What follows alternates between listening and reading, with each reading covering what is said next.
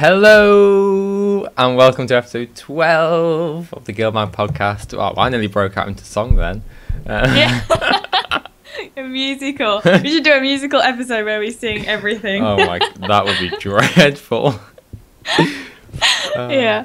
So, hello guys. As always, I'm Valiant. Joining me today is Casey. Hello. And this week we are going to be talking about tangled paths, or if you're from the south of Britain, paths. We're going to be doing some lore speculation, possible return of Ritlock, and much, much more. So, before we get into all of that, we are going to skip to this week's news with Casey. If you want to take that away. I can take it away and bury it in my backyard if you like. Anyway, so the news this week is pretty short. We got a trailer for the Tangle Paths, which was announced for the 18th of November. We also got a little sneaky picture of Ritlock from the Guild Wars Tumblr and Twitter, I think it was. And for the gem store, we got Glint's Gaze, which is very similar to the glowing green and red eye mask, but this one is now blue. And we got a Logotron, which is the Hobo Jobotron robot thingy, but now he cuts the wood and says stuff. And the packed airship balloon, which is just very similar to the Queen's anniversary or Queen's Jubilee balloon. So yeah, that is the news. Yay! So, as you mentioned, we got a new trailer released on Tuesday for Tangled Paths, which is obviously the next release that's coming. And we're, like we do with all trailers and things, going to do a bit of speculation about what we think it shows and what we might be doing on Tuesday. So, from it then, it seemed pretty obvious that Glint's egg seems to be the focus for the next patch. And I like this little note that you put in here. It seems that everyone else already knew about the egg and we were the last to find out. I kind of thought that it was like, Keith is just telling us how important this egg is. And I'm like, hang on a minute, we've literally just found out this thing and you're already lecturing me about it? Like, it was meant to be a secret and like everyone wants to get their hands on the egg. Who's everyone and how do they know about this egg? Like the Zephyrite and us, I guess, and apparently the Mordrim already knew about it. You know, what? So, yeah. So, Wooden Potatoes did a analysis kind of speculation video on this. One of the things he pointed out right at the start of the video, actually, is he feels like the Master of Peace is going towards the Bloodstone in Maguma with the egg.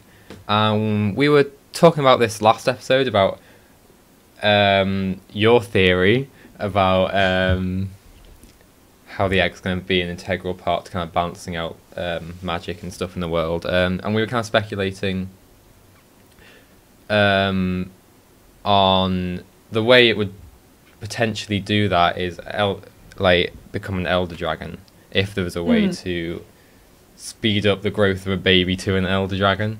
And if he's going towards a Bloodstone, maybe that's what he's trying to achieve.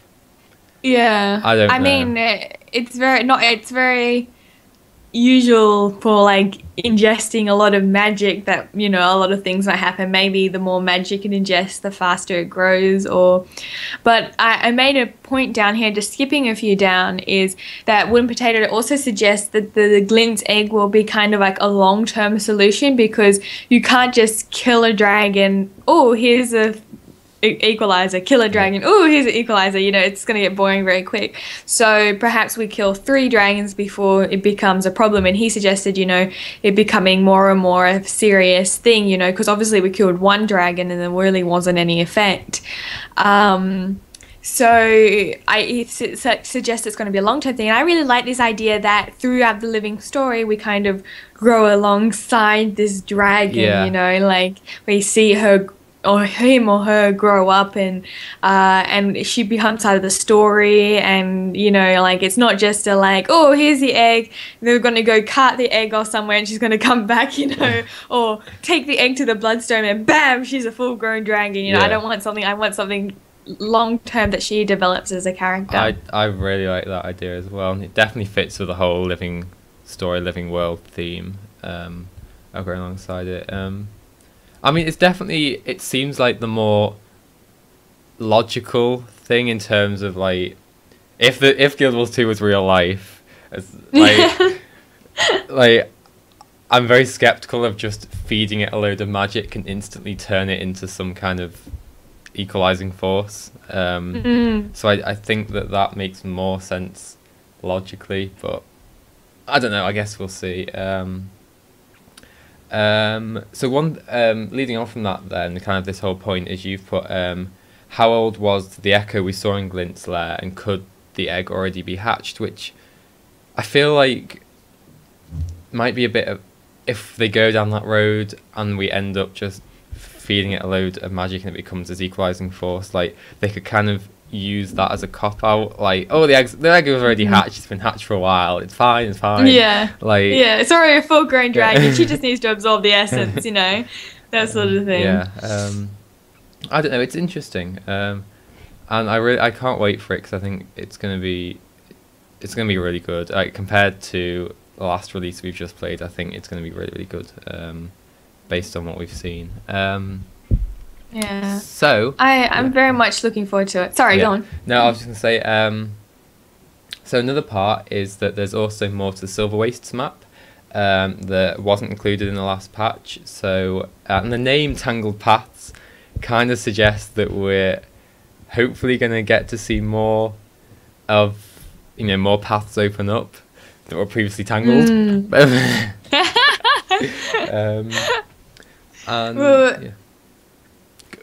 did you want to say something? Oh no, sorry, I was just shocked because I'm trying to chat in thing, and then all of a sudden it logged me out, and I'm shocked. I'm sorry.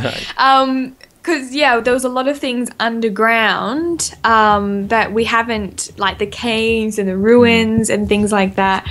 And then also last week you talked about the seals of ascension. Yes. So they're down there as well. So I think there's a lot more to that map that we haven't really touched on. Definitely. I remember after the release came out, there were, I think, 1 or 2 posts on Reddit about people finding the whole underground caverns that were half finished. So I definitely think that's going to be something to look out for. I kind of feel like the name itself, Tangled Paths, leans itself towards us finding out more about how these different story arcs are going to come together, because the whole Ritlock thing, we still don't know what's happening with that. The whole Belinda's now in Marjorie's sword thing, don't really know what's happening with that. And then this whole egg, Mordramoth, everything else going on kind of thing. So I feel like we may start to kind of gain more clues about the whole bigger picture with this as well. But yeah, I'm really, really looking forward to it. Yeah, me too. I think there's a lot of stuff going on now. There's just so much stuff going on, and it's hard to see which way they're going. In a sense, we got that they was talking about Glint's egg, but in another sense, we figured out Glint's eggs, but then in another sense, we didn't figure out a lot of stuff as well. My what's it called? My GuildMag Twitch page has reloaded, so I can't actually read a comment that was made. Do you see a comment there about someone, what they think is going to happen about the egg? So we've had a comment from Black Lion Chest, who said, "I'm pretty sure we'll get an amazing cutscene of the egg hatching, probably as the cliffhanger before Christmas."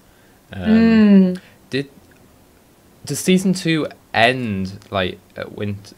Is it scheduled to end before Winter's Day, or is it scheduled to carry on after Winter's Day? I'm pretty sure it goes on for longer than a few months. Or 1 month, really. It would go on for a lot longer. So I think there might be a break or an interlude while we have the Winter's Day celebration, but it will continue. Okay.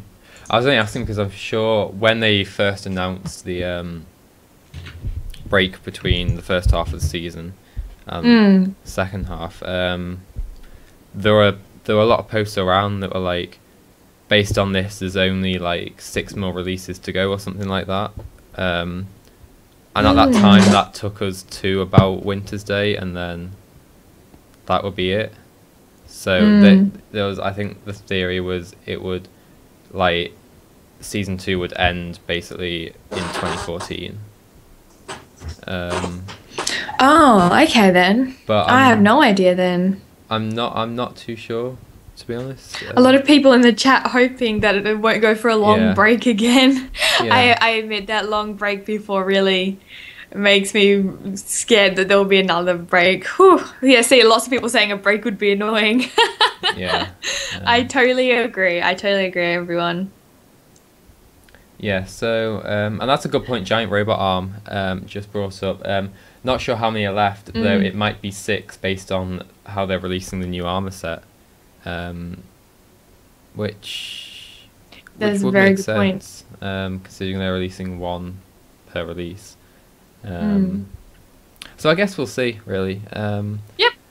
But I mean, I wouldn't be, if it comes to a good conclusion, I wouldn't be particularly mad if it ended, like, if there only had like 5 or 6 left, because they've been really, like, they've been really good season 2. I think generally each release has been better than releases in season 1.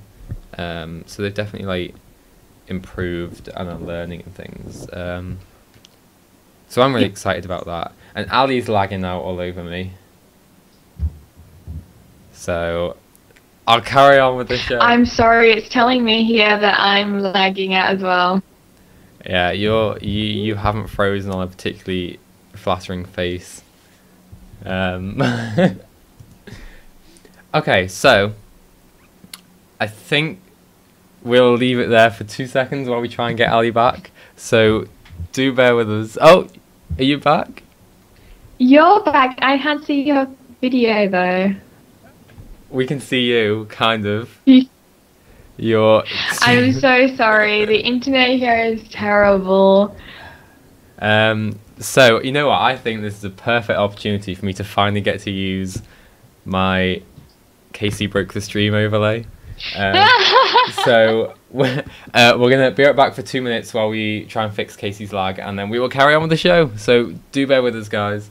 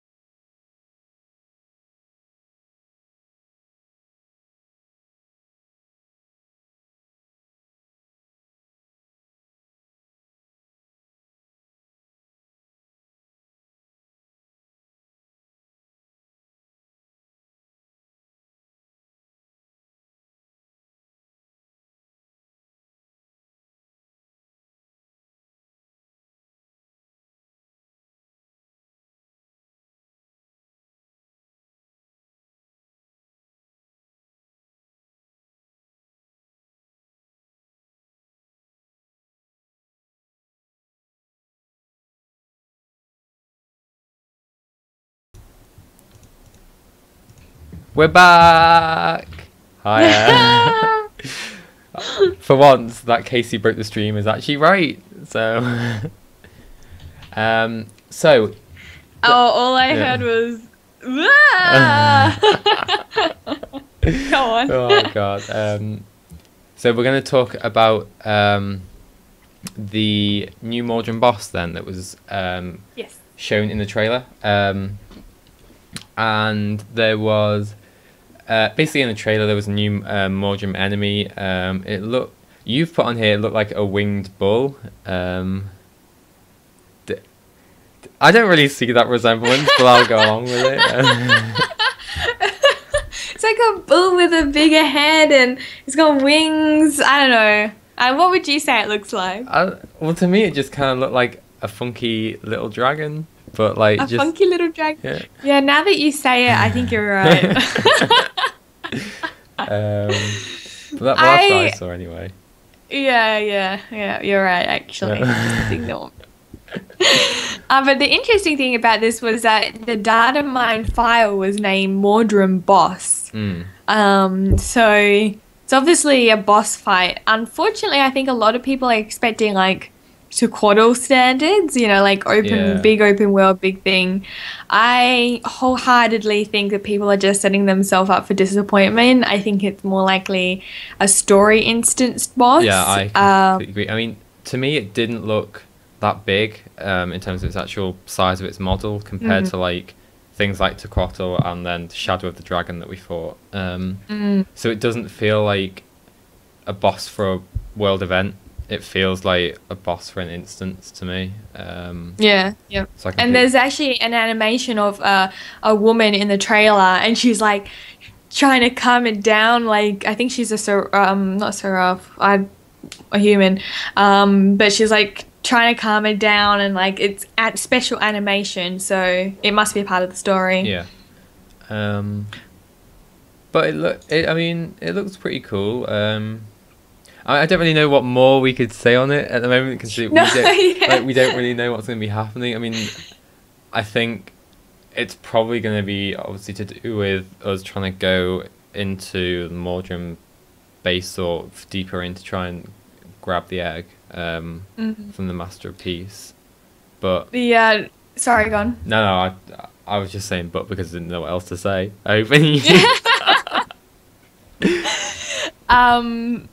Yeah, no, I just wanted to add that in there just quickly because I knew some people were going, oh my god, a boss, it means Tequatl fight, you know, that sort of thing. And I'm like, no, I really don't think it's that, you know.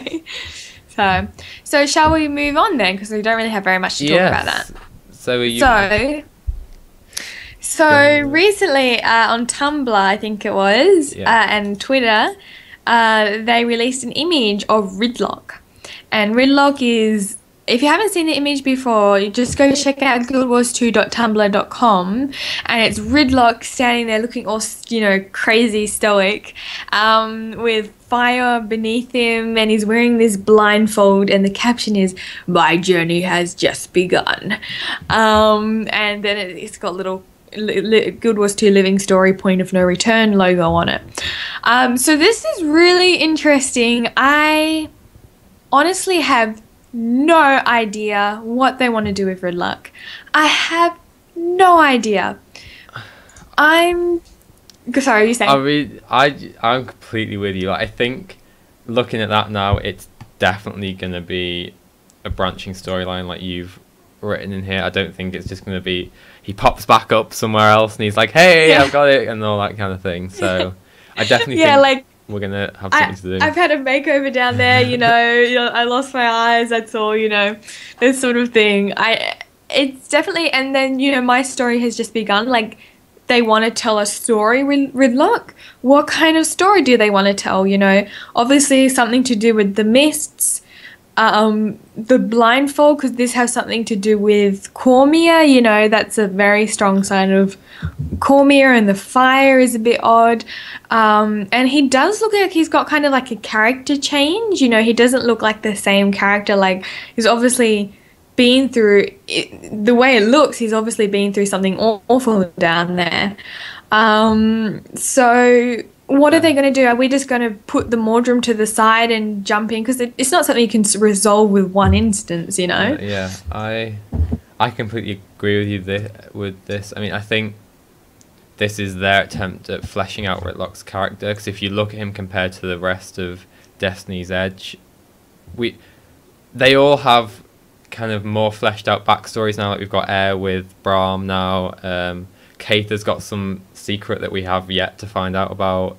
You know, the whole Logan Queen Jenna thing was in the books, so it's and then Zoja with Snaff and all that backstory. But Ritlock never really had much to go on. His thing was always, he had a thing with Logan, but it wasn't really, you know, much to go on. So I think this is their way of giving him something, and I think it seems like he's being made more vulnerable, especially with the blindfold, like you said, the whole character changing. And I think this would be a really interesting thing to explore, what happens to a Char Tribune when they become handicapped in a way. Like if this thing is permanent, like he's been permanently blinded by whatever's happened to him, I think that's a really interesting thing to explore. You're right, because he's never been like the underdog in a certain way. Like he's always been like, I'm the toughest and the gruffest, and everyone gives me respect and loves me, and rah, rah, rah, rah. And like to have now, you know, him facing, you know, people trying to I can't remember how to say it. He's trying to subvert. There we go, subvert his power because he's blind and stuff like that. Will be an interesting change. So there's a lot to it, you know. A lot of people have their own ideas of what it is. Just quickly call out in chat. Larynx says, I think it won't be that he lost his eyes, but he gained the ritualistic magic of old, the one before magic was brought to the world. I think the ritualistic magic is kind of like, it kind of seems like Guild Wars 1, where the ritualists often had their eyes covered. So that is very interesting. It's definitely a possibility. I think they definitely wouldn't bring a new class. No, but it doesn't mean they can't. It seems. I don't know what to think about that theory, because it seems like they're trying not to include stuff from Cantha at the moment. I mean, yeah, we get all these things to try and keep us happy, like, you know, the ninja outfits and the katanas and all that kind of thing. But I think in terms of actually pulling big things out, like types of magic and classes and things like that, I think it doesn't scream to me that that's the direction they'd go with it. I mean, I could be completely wrong, but I mean, we could see. We'll see. Oh, this is interesting. The reason that they had Lennox continues saying the reason that they had their eyes covered was to see beyond the natural sights into the mists. So that has a lot to do with the mist. So they might bring the lore. They definitely won't bring the ritualist class, but they might bring the lore from it. So that's interesting. It's definitely interesting. But I don't think there's really more we can say on that. No, so I mean, shall we? Yeah, the only other thing I was going to pull out of it is you questioned whether it could be Cormier related, and that again is another possibility, especially with the talk about Abaddon and Bloodstones and Marganites and Massart and White Mantle and all that kind of thing at the moment. So it's definitely a possibility. But yeah, I mean, there's not much else we can say on that at the moment. It is just the one image. But it seems like, to me, it's going to be dragged out a bit longer, but I don't think we're going to get to see it in game in this release, and potentially the next one either. It seems like they're kind of just keeping people happy with these images at the moment, because we're not going to get there for a while. Yeah, just how much they push it off to the side. Like, I tried to get in contact with Ridlock, but I couldn't get in contact with him. Oh well, you know, like he's he's missing. Yeah. I'm really sorry. I just got to open the door for my cat because she wants to get out. So just to pull out another thing from chat while Ali's gone, Ritlock mentioned that if his mission was successful, he would become Shaman Brimstone. That's quite an interesting point as well. But yes, shall we move on then? Move on. So now, like last week, we tried to talk a little bit about the Silver Wastes, but neither of us had really had any time to play or do anything. So now that a week has passed and I've had a little bit more time to spend in the Silver Wastes, I just wanted to chat about it, you know? I just like to chat. So the Silver Waste is a pretty good map. I don't mind it. I don't like it as much as other maps, but I think it's good technically, like, just because I don't like it doesn't mean I don't think it's quite a good map. And I'll just go through, and I'll just say, guys, put in chat whether you like the map or not. And, you know, if you're listening to this post, you can send us letters and tell us if you like it. That's no problem. We love to hear it. But yeah, so I just made a little bit of a pros and cons list for the Silver Waste. So I'll quickly go over it again, just quick. The Silver Waste is kind of like a world versus world map where there's keeps and you kind of fight the Mordrum to keep control of the keeps, and there's events always going on and you have to escort Dolet bulls and you have to upgrade your keeps. When you get a certain amount of successful events, you get a boss fight at the end, and there's 5 bosses to defeat. So the pros of this map is the coordination needed for in the player base is a lot of fun. Having coordination in general is a lot of fun. You know, when you do quarter fights, it feels good when you succeed. When everyone's doing their job, it's great. The rewards are also pretty good. The odd thing about this map is that the creatures don't really drop loot, you know. Occasionally they might drop a single item, but that's very rare. They don't drop things as much as other maps normally would, and it feels really odd. If it doesn't feel satisfying that you can't loot corpses, like when you've killed a whole swathe of creatures and then nothing drops, it feels really unsatisfying. Instead, after every event finishes, you get a gear package which gives you 3 either blue, green, and very rarely yellow items, and it actually ends up being very good because it means that you get tons of these bags and your inventory doesn't fill up, and that you don't necessarily have to go to a merchant every second. What else was there? There was also events are always happening. This is great because it's like bam, bam, bam, events, you know, like you don't get very much time to like sit and smell the roses. You're always fighting to keep your keep. It makes it feel like a battleground. And a lot of people have said this is what all should have felt like. Yeah. And don't get me wrong, Ore did feel like a battlefield. When you went from Gendarin Fields to Ore, you felt the difference. Like, I remember that feeling, like, it feels like a battleground.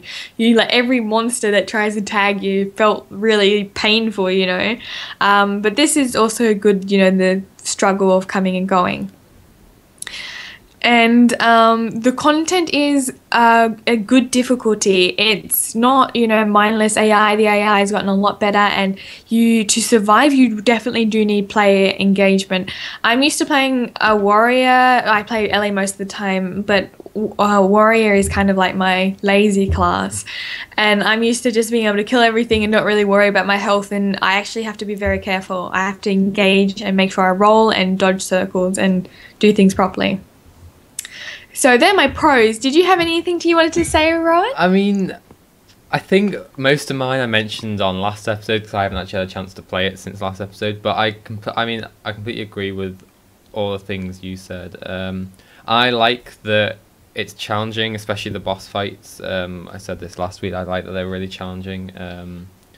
And I agree with the thing about the events always happening. The thing about Ore that I think a lot of people were a bit is that there were downtime between some events, and like that you could have kind of clusters of events, so you'd be in one area and there'd be nothing happening, and you'd have to go kind of halfway across a map to get to where something was happening. But with this map, it's spend 10-20 seconds walking somewhere and you're at a new event. So and there's always going on. Yeah. So I really like that. Sorry, go on. No, that. Northerner says, I'm really happy to get chests instead of mob loot. It means less FFFFF, which, you know, like always pressing the key, and voila, all of a sudden I'm holding a banner of XXX with some warrior dropped. I hate doing that as well. You're that warrior that drops those banners.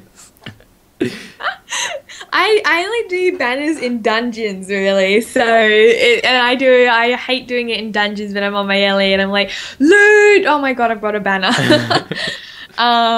So yeah. And just a Black Lion chest also said I switched to my Guardian to World versus World roaming build for Silver Waste. Condition removal, Knight's gear feels so much safer than my full Zerka dungeon setup. I totally agree. Yeah, like you go. Last week when I first played this, I basically all my characters are just full Zerka. I haven't bothered to give them any other gear because I'm primarily a dungeon runner, and I just get by in stuff like story instances and living world stuff just through sheer skill alone. But I completely agree. Like, I found it really, really challenging to stay alive. It reminded me of the Marionette event where if you're a Zerker in that, it was really hard to stay alive and be useful. You had to choose between going in and damaging and losing most of your health because there's no way you can dodge everything, or staying back and living but not doing a lot. So it felt like that again, but I'm kind of glad in a way because it feels like ArenaNet is experimenting with ways to get rid of the Zerka meta for certain things, and this is definitely one way of doing it, is giving you so much to deal with that there's no way you can survive on that little health. So I completely agree, and it was, it's really interesting how they brought kind of world v world mechanics into PvE. I definitely appreciate that variety, and I feel it because I'm a Zerka warrior, and it's not very effective, but I have a bow currently equipped because just sometimes it hurts so much I just need to back off, man. And I just need that distance, and I go down and I do die, and it's, it's kind of that thing, and I actually do appreciate when people have condition removal for me, buffs for me. I'm like, thank you, I needed this, that sort of thing. So I think that's great. That's definitely a pro, is that it requires you to kind of, you can vary up your builds. So I'll move on to the cons, shall I? Yep. So the downsides to the map are actually a lot less than the pros, which is really great. So the con is you generally require a full map. For example, I go into maps where they advertise that they're organized map and they're taxing people in. But the problem with this is you always need to be taxiing people in because people are always leaving. So all of a sudden you'll notice that your population has gone down, and you have to keep an eye on, like, is my mini out? Yes, well, I need to taxi more people in, that sort of mentality. And unorganized maps are essentially useless. There's just really nothing you can do on the map unless you've got an organized group. Nothing of worth anyway. So that's really something I feel like it is a con. It's not really something that I expect them to fix, because it's cool that they've got one map in the entire game where it requires organization, like it's like having a twaddle event. The event is useless unless you've got an organized group, but it doesn't make the event useless. So another con was the big boss fights at the end after you've completed all the successful events are not explained anywhere in the game, and you don't exactly require people to explain things for you. I get that, but these are very complicated fights in which you've worked a lot to get there, and then if you have a big group of people who have no idea what to do, you screwed the boss because people don't know what to do. This is good in the sense that it promotes communication, but for example, one of the bosses, you have to pop bubbles. There's little bubbles scattered around. You have to pop the bubbles as the boss comes around, and then, you DPS on it. I said in Say Chat, please don't pop the bubbles. And people kept doing it. Because not everyone's looking at Say Chat, people, they're just like, oh, something I need to kill, And it's not easy, people don't really get that sense. And if there was, and to tell the truth, even though I've been playing it a lot, I don't know how all the boss fight mechanics work. To know how the boss fight mechanics go, I need to go to a review that someone wrote in their spare time so that I know how to do the boss fight. So I think that they could at least, you know, have a priory member who you go out, you seek and you find, and, you know, they'll say, I've been studying, you know, the past battles, I've seen, you know, this boss, and what seems to affect them would be a great addition, I feel. Yeah, I completely agree. That boss you were talking about with the little bubbles scattered around on the floor, like, the first time I saw that, I was with a friend, we were playing through the whole thing for the first time. We just immediately assumed, oh, things on the floor with health bars, let's just kill it and see what happens. Like, I just, as a guardian, just went around, whirled them all to death, and that's that mechanic kind of over for that bit. Then we were like, what's happening now? Why is the boss still invulnerable? What have we done wrong? Kind of thing. So we killed more, and without really thinking about how it affected it. And by sheer luck, we just happened to pop them while the boss was around, so we could kill it. But I think that, you know, exploration, what's it called? Experimentative play is quite good for dungeons and that sort of thing. Like, oh, let's see if this works, let's see if this works. But when you have a large organized map full of people who have just worked, like, it takes 30 to 40 minutes to complete a chain if you're working hard and working together, and people don't have 2 or 3 hours for you to get your shit right and understand it. I think it's very frustrating to not know and have people around you, if you do know, not know how it works, especially when it's such a big meta chain to get there. And it's not something that's very easy, like, you know, to codify. If you just turn up and, you know, stay in the Zerg, stay out of AoEs, you know, and DPS, you know, like, there's other roles that you have to do that are a little bit more harder, but generally, like, you can join in. But if you're going around popping every bubble, you're just creating it harder for other people. So I think a better way of explaining boss fights could really go a long way. And that is really all the complaints I had about the map. One of them isn't even a complaint. One of them is just like, well, it sucks that the map is empty. So it is a good map. I quite enjoy it a lot. I'll just read. So someone has said in chat, Larinx says, the issue is also is for one boss you need the bubble to pop before they reach him. Yes, that is very frustrating as well. And another one, you need to pop right on time to stun them, and then it triggers an attack, and and for the last, and it does nothing. That boss, all of a sudden there's like something starts killing me, and I have no idea. There's no red circles, nothing. I don't have no idea why I die all of a sudden. Like, I get massive amounts of damage, and So, but a lot of people, you know, Black Lion Chair says, I think the community does pick these things up, and I've seen it happen over time. It's totally frustrating, but perhaps expect everyone to get the taxis in the first week of the patch is too optimistic. I agree. I totally agree. I think over time they'll eventually get it. But I generally, judging by myself, I generally get these things, like the amount of times I've done that fight, I normally get within this time, or at least have a better idea than what I do now. So I think there's ways they can better show how mechanics work, and better telegraph things. I mean, every episode it seems I'm bringing up another MMO. You know what I'm about to say. But in Final Fantasy 14, I just take it because they genuinely know how to do, like, bosses and raid content really well. So I think ArenaNet can kind of learn something from that.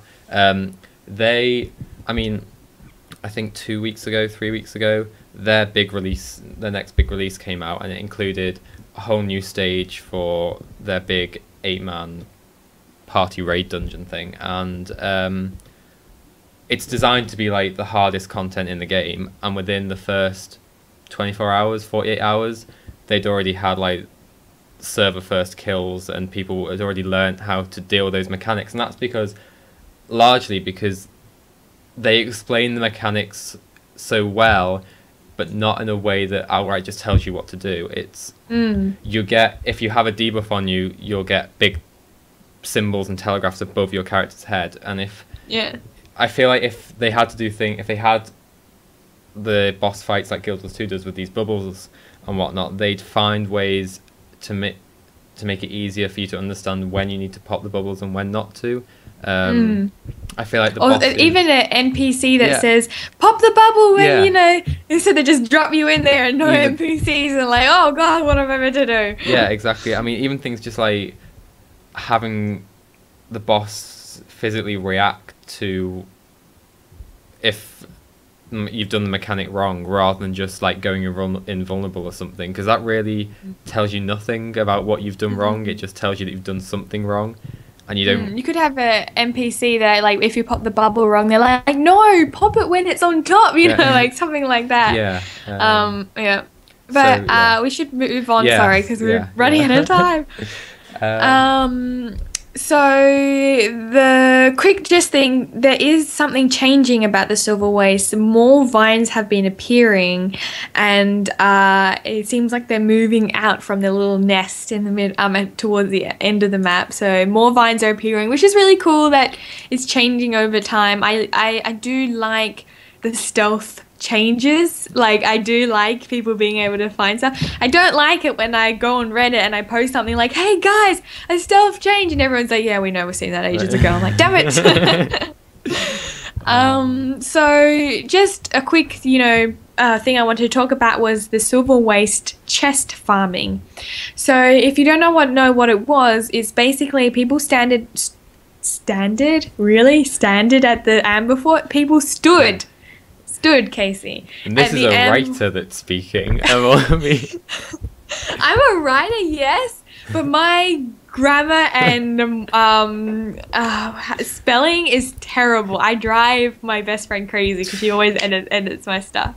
Anyway, so everyone stands at at the Amber Fort, and basically they keep the Amber Fort. They ignore all the other forts and they stay at the Amber Fort, keep that one going.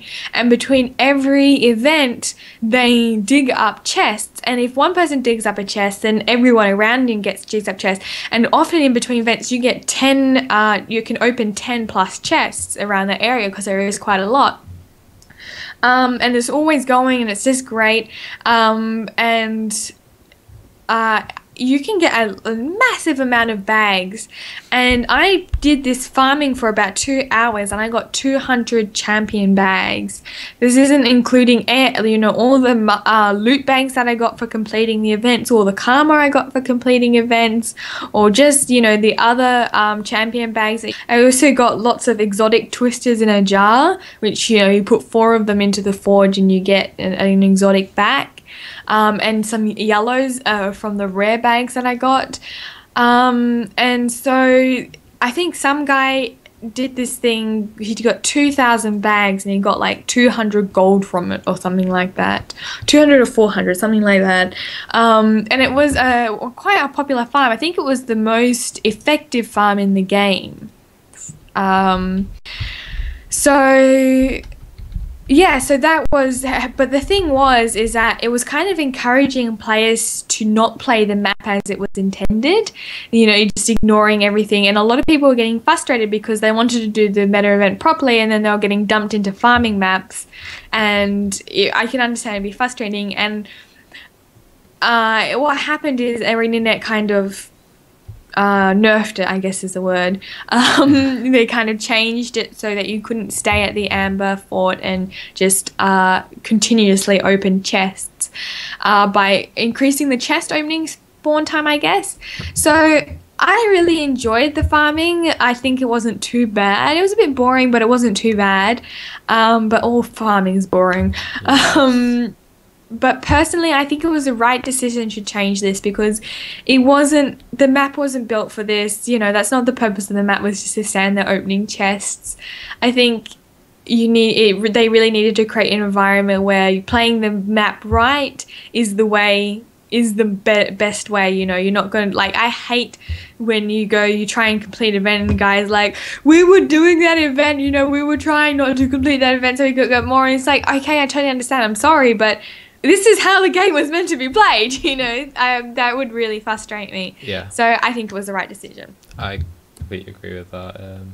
And I mean, it just harks back to things like the cursed shore farming and things like that, where it's the right decision to do when it's kind of ruining. Ruining's a strong word, but you know what I mean, like ruining it for the people. But it's encouraging anti-social behaviour. Yeah, there we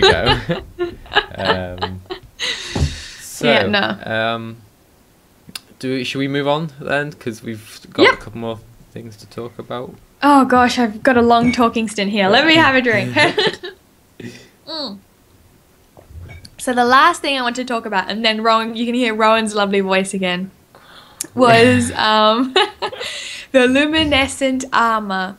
So I'm glad you missed out that middle word. I may have used an F-bomb in the notes. Not because I don't like the armor. I love the armor. Like, I am so freaking hyped for this armor. So the luminescent armor is the Caprice armor. But if you collect, I'm still not entirely sure how this works. I'm a bit slow learning stuff this time around, guys. But if you collect enough of the Mordrum bits, this is really going to be really hard to explain while I'm in this state of mind. So you get these Mordrum extractors, and if you apply them to yourself, you get a buff. And when you kill a Mordrum boss at the end of the meta chain, you get a Mordrum body part. And the Mordrum body part, I think if you get the right amount of body parts, then you can exchange them or upgrade your Caprice skin. Carapace. Oh my god, I said the word wrong. Carapace skin. It becomes a luminescent skin. And the luminescent skin is really pretty, man. So the luminescent skin, as the name implies, goes luminescent. And in the dark, instead of nighttime and daytime, in the dark it becomes an electric blue, very similar to the Ascalonian weapons at night. But in the daytime, it shows a little bit more colour. It still has this bluish tinge to it, but it's got more colour in it. And there's actually pictures of people who have dyed it different colours, and the effect has come out in different ways. And it's more like a tinge or a gradient, and it does... it's beautiful, man. I cannot wait to get this. So yeah, I just think a lot of people don't really know how the luminescent armors work or anything, but they do look beautiful, and I love this idea of upgrading armors to make a more majestic, beautiful I think that's, version. I really do like that idea as well. And I think to me it was how the luminescent armor worked. It was explained a little bit poorly as well, because I got me and my friend both got the extractor thing, and we used it. We were like, I don't really know what to do with this now. Like, but yeah, I mean, I really do like it, and I think it's a nice way to keep your armor fresh. I'll just read. Northerner has actually explained it a little bit for us. Each underground boss drops a part. If you have the extractor buff, you double click and hope for the tendon. I think I got the tendon. Whew. Plus, you need all 3 Carapace armor skins and complete episode 5 mastery achievements. Holy moly, I did not know that. So it's really like quite a... It's a big... it's a big deal. It's a chunky thing to do. It requires a lot of work and effort. I very much like that.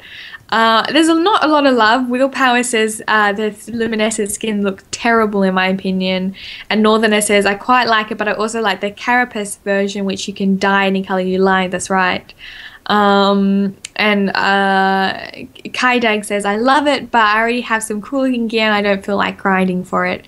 Is there anything cooler than the Carapace skin, Kaidag? I do not think so. The Carapace skin is the coolest thing in the world. It's got freaking butterflies.